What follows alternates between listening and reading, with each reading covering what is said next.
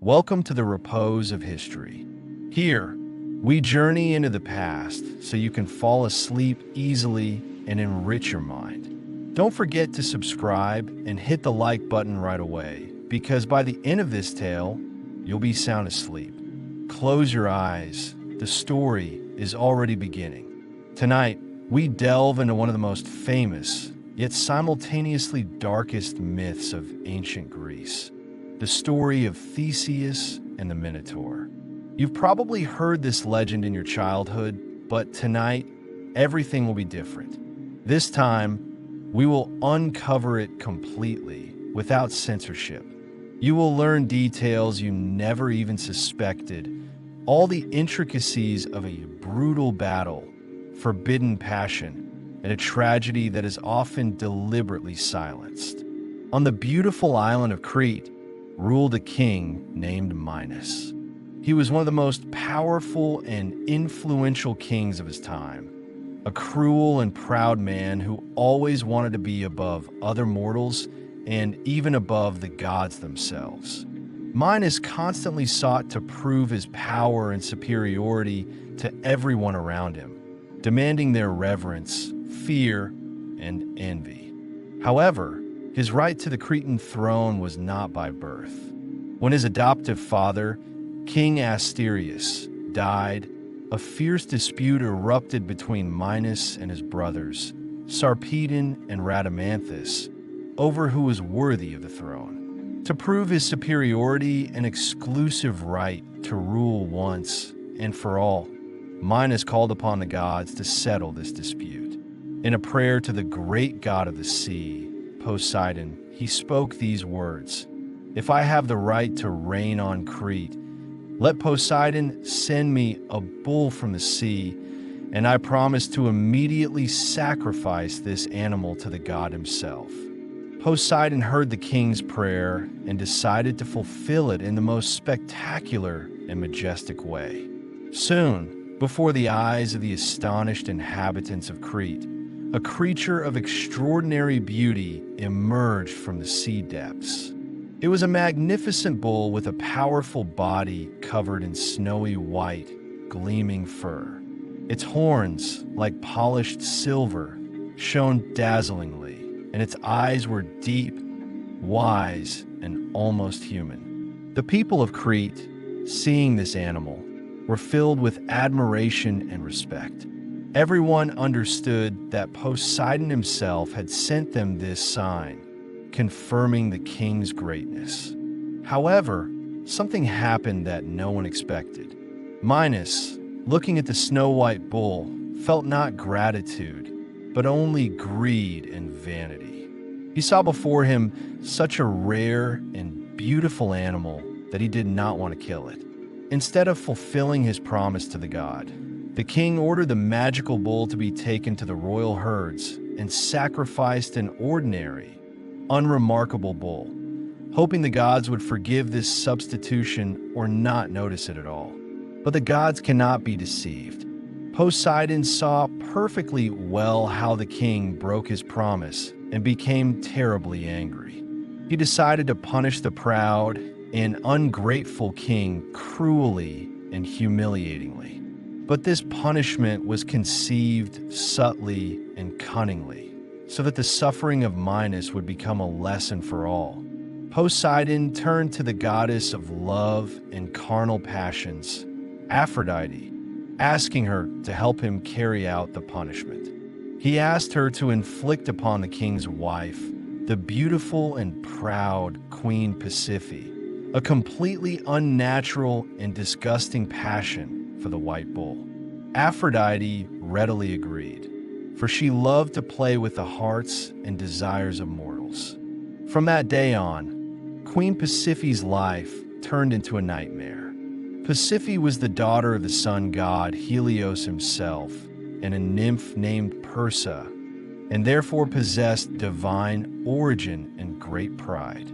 This made the punishment prepared by the gods all the more terrible and humiliating. Pasiphae lost sleep and peace, constantly thinking only of the snow-white bull. His image tormented her by day and haunted her at night. Initial admiration for the animal gradually turned into a burning, painful desire she could not control. Pasiphae understood perfectly well how disgusting and forbidden her craving was. She fought it with all her soul's strength, but the divine force of passion was stronger than human will. The queen gradually went mad from unbearable and shameful desire. She felt like a prisoner of her own body and mind. Despair gripped her, and she was ready to take any measures to quench this unnatural passion tormenting her from within. Driven to insanity by her lust, Pasiphae decided to act. She could no longer resist the voice of desire, forgetting about morality, conscience, and all caution.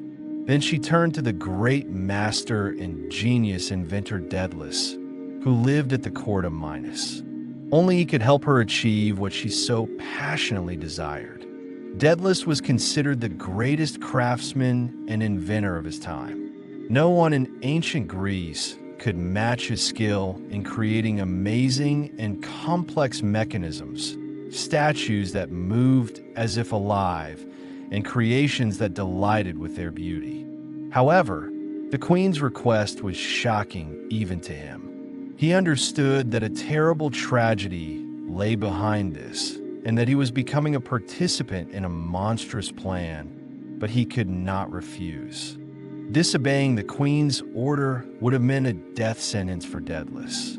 Fear for his own life and the life of his son, Icarus, forced the master to submit to Pasiphae's will. The master set to work. With incredible precision and care, he created a hollow wooden figure of a cow, so skillfully made that even up close it seemed alive. He covered his creation with the hide of a real cow, meticulously working out every detail to deceive the animal. Pasiphae hid inside this artificial cow and thus was able to satisfy her unnatural and mad desire, uniting with a magical bull. The consequences of this act were horrific. Sometime later, Pasiphae gave birth to a creature that shocked and horrified the entire palace and all the inhabitants of Crete. The infant was a true monster.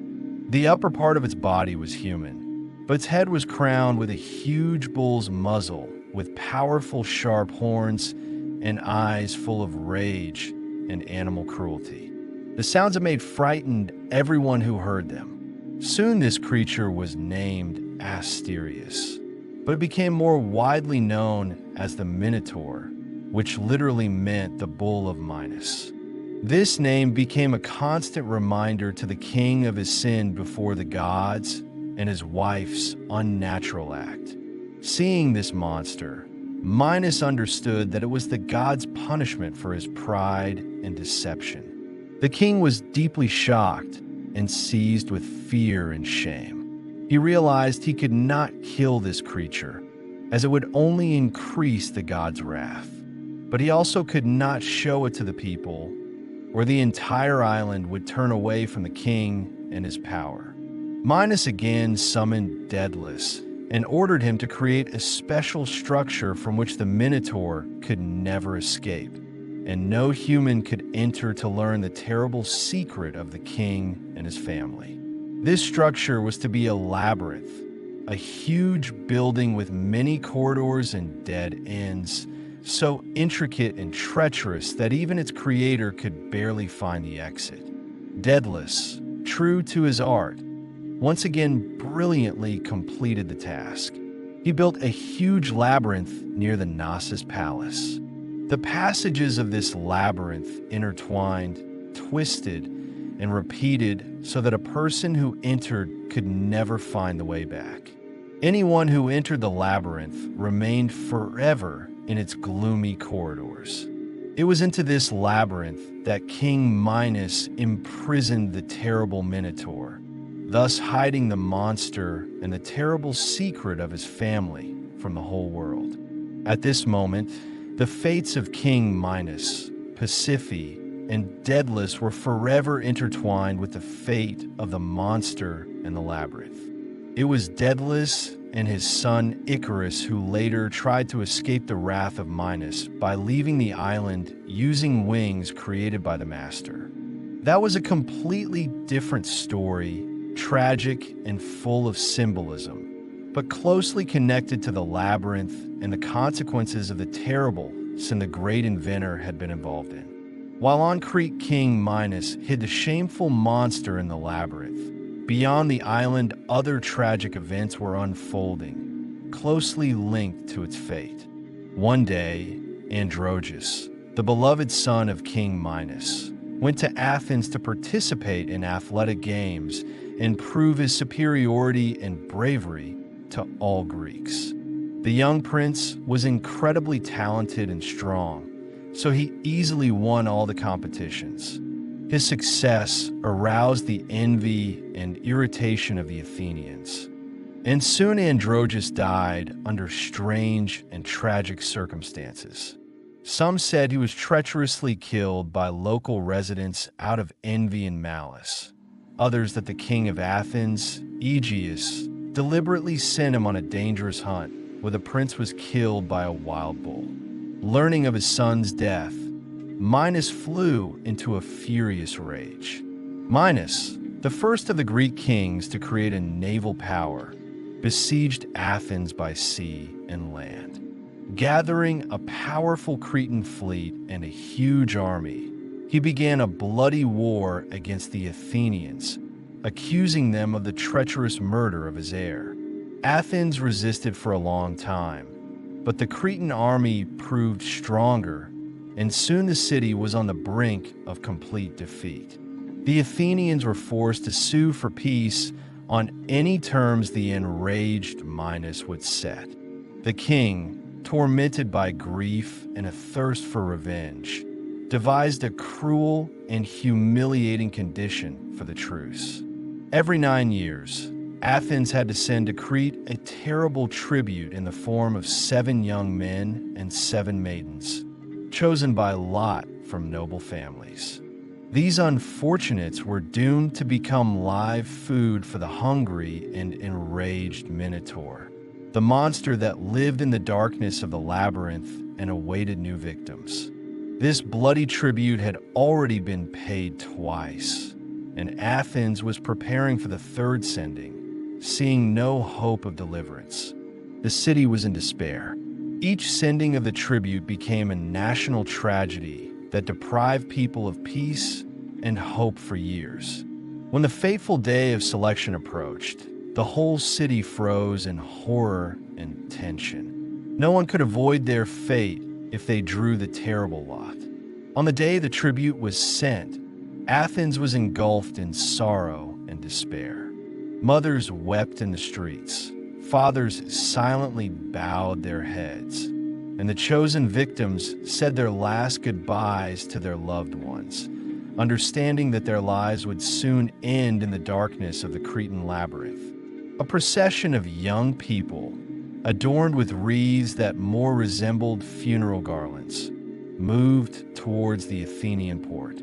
None of them hoped to return home. It was during this terrible time, when it seemed Athens was forever doomed to this bloody tribute, that a man appeared in the city's destiny, ready to change the course of history.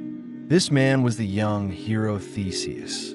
Many years ago, King Aegeus had visited the Delphic oracle to learn why he had no children and how to gain an heir. The oracle's response was vague and mysterious. Aegeus went to treason to the wise king Theseus to help him understand the prophecy. Theseus, grasping the secret meaning of the prediction, decided to unite Aegeus with his daughter, the beautiful princess Aethra, hoping thus to become related to the Athenian royal house and ensure worthy offspring. At dawn, Aegeus left Aethra, but before departing, he hid his sandals and sword under a huge rock. He told Aethra that if she gave birth to a son and he became strong enough to lift this rock, he should go to Athens with the sword and sandals. By these items, Aegeus would recognize him and acknowledge him as his heir. However, on the same night Aegeus was with Aethra, Poseidon himself came to her. And so Theseus was considered the son of two fathers, the king of Athens and the lord of the sea. This unusual origin made Theseus special among all the heroes of Greece. Theseus grew up strong, brave, and incredibly determined. His childhood was spent in constant training, and he quickly became a skilled warrior without equal. The day came when Aethra decided to reveal the secret of his birth to him. The young hero easily lifted the huge rock, retrieved his father's sword and sandals, and set off to meet his destiny, to find his father and take his rightful place in Athens. The road from Troezen to Athens was dangerous and full of bandits who terrorized travelers. It was on this road that Theseus performed his first labors, which made his name famous throughout Greece. First, he encountered the robber Periphetes, who attacked people with a huge bronze club. Theseus defeated him and took the weapon as a symbol of his first victory. Then on the hero's path appeared the cruel robber Cenes. He tortured travelers by tying them to the tops of pine trees, which he bent to the ground and then released, tearing people in two. Theseus overcame him in battle and executed him with the same terrible method the robber used on innocent victims. Later, he killed the Crommyonian sow, a huge ferocious monster that terrorized the countryside. Then he faced Sciron, a robber who forced passing travelers to wash his feet at the edge of a high cliff and then kicked them down, where they were eaten by a giant sea turtle. Theseus not only defeated him in a fight, but threw him off the cliff himself, avenging all those killed by Sciron. Another villain who fell by Theseus's hand was Circean, a robber who challenged travelers to wrestling matches and brutally killed them in unfair fights. Theseus defeated him, showing superiority in strength and skill. The last in the chain of the hero's labors was the famous robber named Procrustes. He lured strangers into his house and laid them on a special bed. If the person was too tall, Procrustes would cut off their legs. If too short, he would stretch their body to the required size, causing horrible suffering. Theseus dealt with Procrustes just as he had done to others. He laid the robber on his own terrible bed and treated him in the same way. Thus, having performed these labors, Theseus cleared the road to Athens of bandits and became a hero long before arriving in the city. When he finally arrived in Athens, King Aegeus did not recognize him immediately. At that time, living with Aegeus was the famous sorceress Medea, daughter of the king of Colchis and former wife of the hero Jason, who had fled to Athens after her cruel crimes committed out of love and revenge. Medea immediately realized who the young stranger was and saw in Theseus a dangerous rival for her son, born from Aegeus. The sorceress convinced the king that the youth was an enemy who had come to destroy him and prepared a poisoned cup for Theseus. But when Theseus sat at the royal table and prepared to drink, Aegeus saw the sword he had once hidden under the rock and recognized his son. He instantly knocked the poisoned cup from the youth's hands, saving him from death. Thus, he avoided a terrible death, and the treacherous Medea was forced to flee Athens with her son. Father and son united in a happy embrace, but the joy of the meeting was overshadowed by a sad event. The time for sending another bloody tribute to Crete was approaching. Theseus saw with horror the sad spectacle. 7 young men and 7 maidens had already been chosen by lot from the noble families of Athens and were preparing to go to their deaths in a monster's clutches. The young hero's heart filled with bitterness and indignation. At that moment, he made the most important decision of his life. to voluntarily go to Crete with the doomed, enter the labyrinth, and fight the terrible Minotaur to free Athens from the cursed tribute forever.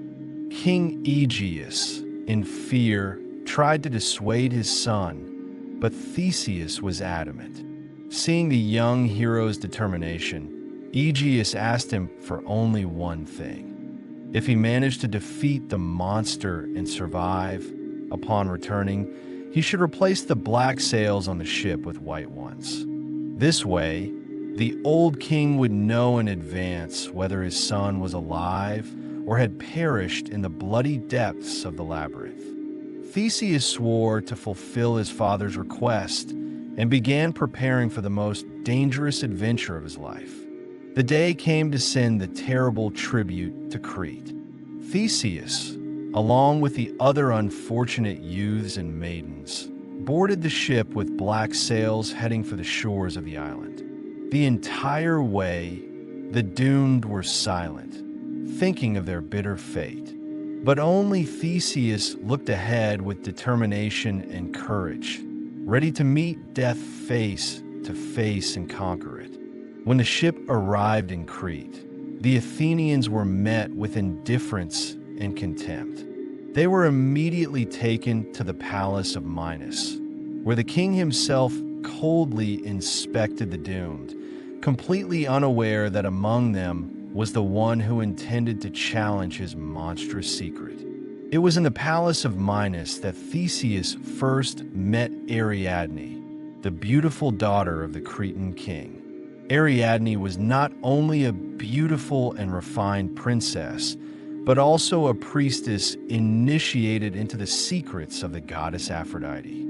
Seeing the young hero from Athens, she immediately felt an unusual excitement. The strength and nobility emanating from Theseus struck her.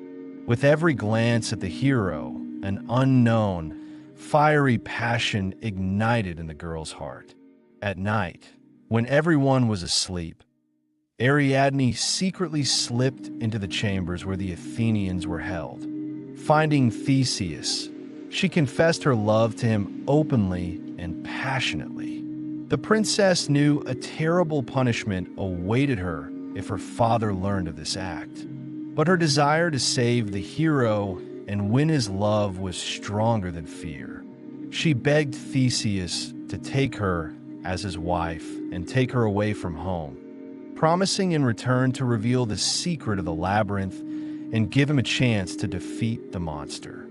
Theseus could not refuse the beautiful Ariadne. Her sincerity, sacrifice, and ardent love enchanted the hero, and he gave her his word that he would take her to Athens and make her his wife. Immediately after this promise, Ariadne and Theseus gave in to the passion that gripped them both with irresistible force. That night, they were united in body and heart, as if the goddess of love herself had blessed their union in the face of mortal danger. At dawn, Ariadne fulfilled her promise. She handed Theseus a ball of thread and a sharp sword, telling him about the labyrinth and its secrets. The labyrinth was built so cunningly and treacherously that no one who entered could find their way back. But Ariadne revealed the secret received from the labyrinth's creator himself, Daedalus. He needed to tie the thread at the entrance to the labyrinth and unwind it on the way to the center. After defeating the monster, the hero could return by following the thread back. Holding the thread and sword in his hands, Theseus understood that fate had not brought him together with Ariadne in vain. But ahead lay a cruel battle with the offspring of a terrible sin, the Minotaur. And only the outcome of this fight would determine whether the lovers would see each other alive again. Holding the sword and the ball of thread Ariadne had given him, Theseus stood before the entrance to the labyrinth. According to canonical tradition, before entering, he hid the sword under his clothes so the guards wouldn't notice the weapon, as prisoners were forbidden to have anything that could protect them. Before him rose dark stone walls, covered in dampness and mold, emitting a smell of rot and decay. Beside him were the other doomed Athenians, young men and girls who would enter the dark corridors of the labyrinth and become food for the monster. All the prisoners, including Theseus, were led into the labyrinth simultaneously, left there to be devoured by the Minotaur.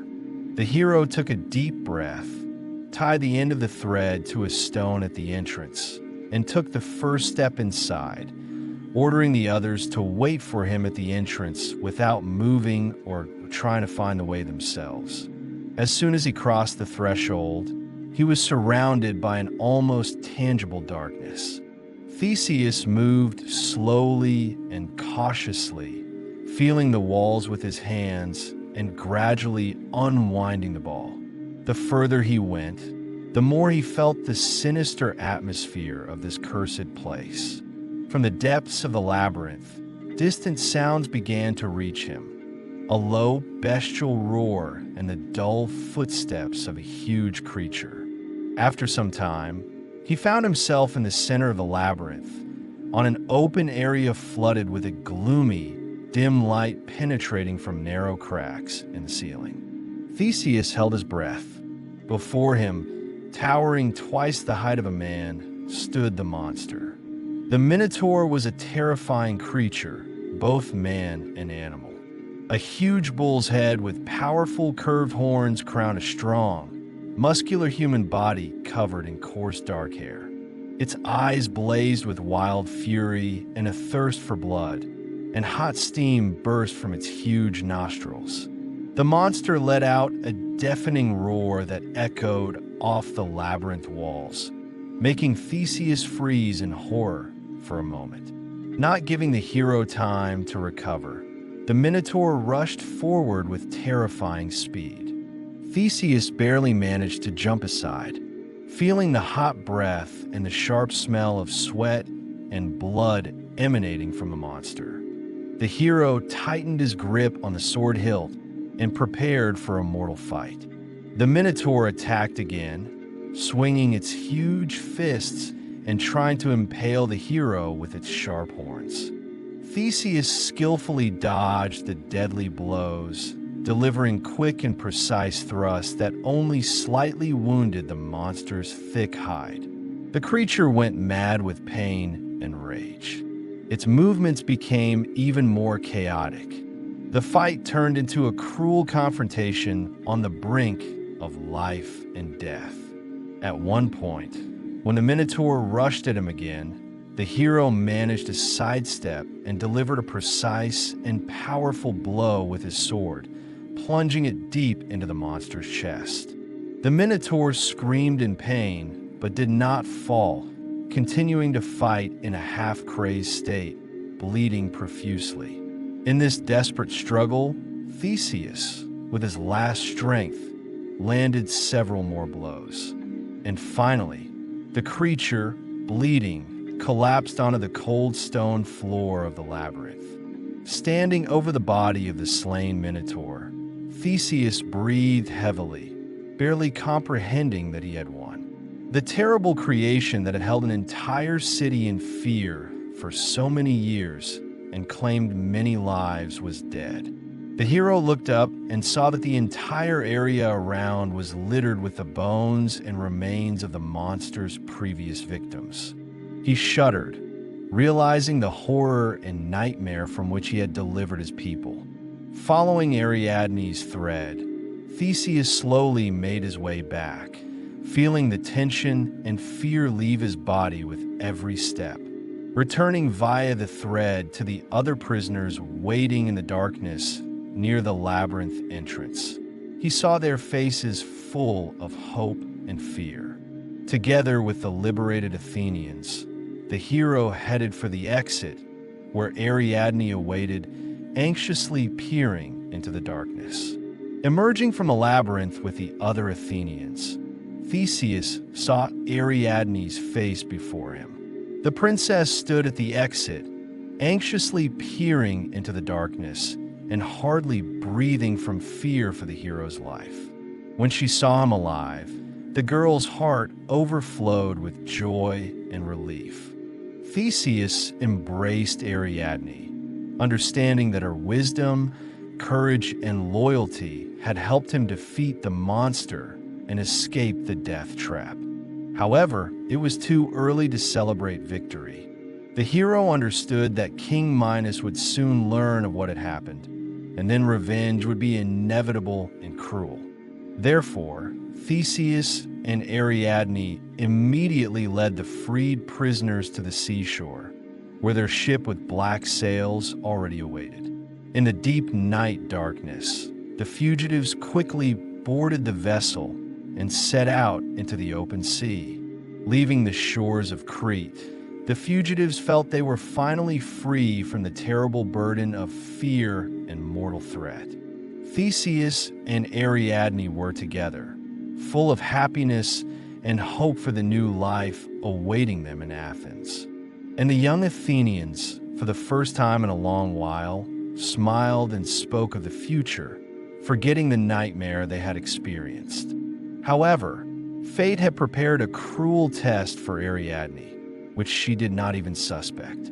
On the way to Athens, the ship stopped at the island of Naxos to replenish supplies of water and food. This stop proved fatal for the Cretan princess. According to the canonical myth, it was here, on Naxos, that something happened that separated Theseus and Ariadne forever. Some sources say it was the will of the gods, who had other plans for Ariadne's destiny. Other authors claim that Theseus himself decided to abandon the princess, having grown cold towards her and deciding that the daughter of his enemy would be a hindrance to his future life in Athens. The hero's true motives remain a mystery to this day, but the consequences of his act were tragic. While Ariadne slept on the shore, tired from the long journey and happy in the knowledge that the worst was behind her, Theseus ordered the sails raised and set out to sea with the other Athenians. In the morning, Ariadne woke up completely alone. At first, she didn't understand what had happened and began searching desperately for Theseus. The girl wandered the deserted shore, calling for her beloved, but no one answered her cries. She climbed a high hill and saw with horror in the distance the ship with black sails rapidly receding toward the horizon, taking with it her hopes, love, and future. Realizing her situation, Ariadne collapsed onto the sand in complete despair and wept bitterly. She had been betrayed by the man she loved most in the world, to whom she had given freedom and life. Ariadne, daughter of a great king, was now just a lonely, abandoned girl on a deserted island. But at this tragic moment, fate changed her life once again, sending Ariadne a meeting with the god Dionysus himself. Seeing the beautiful and disconsolate Ariadne, the god of wine and celebration fell in love with her at first sight. He appeared to the girl, comforted her, and offered to become his wife and an immortal goddess, sharing eternal joy and celebration with him. She accepted Dionysus's offer and became his spouse, taking her place among the gods on Olympus. As a token of his love, the god gave her a magnificent golden crown, which later turned into a bright constellation in the night sky, forever reminding the world of her sad and amazing fate. Leaving the island of Naxos and abandoning Ariadne, Theseus continued his journey to his native shores of Athens. In Athens, King Aegeus anxiously peered at the horizon, awaiting the return of the ship with his son. When Theseus set sail, Aegeus had asked him to replace the black sails with white ones if he was victorious and survived. A white sail would have been joyful news and a relief for the father, who had lived in agonizing anticipation for many days. Finally, one day, the familiar ship appeared on the horizon. The old king's heart beat faster.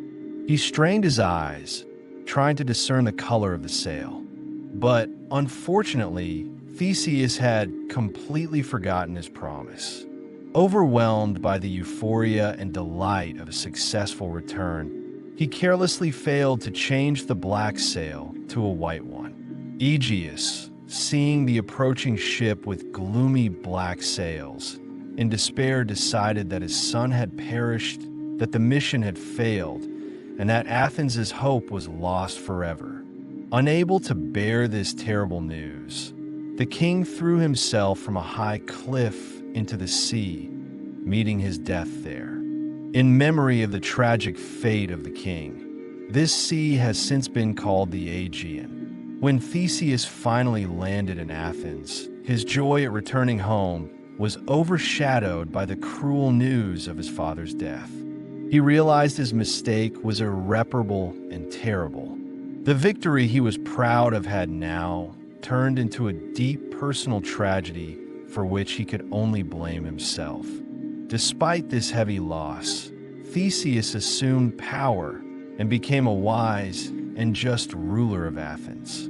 He carried out many reforms, united the disparate settlements of Attica into a single state, and laid the foundations of a state structure that later became the basis of Athenian democracy. But the hero was haunted for the rest of his life by the memory of the fatal mistake that took his father's life and overshadowed his great deeds.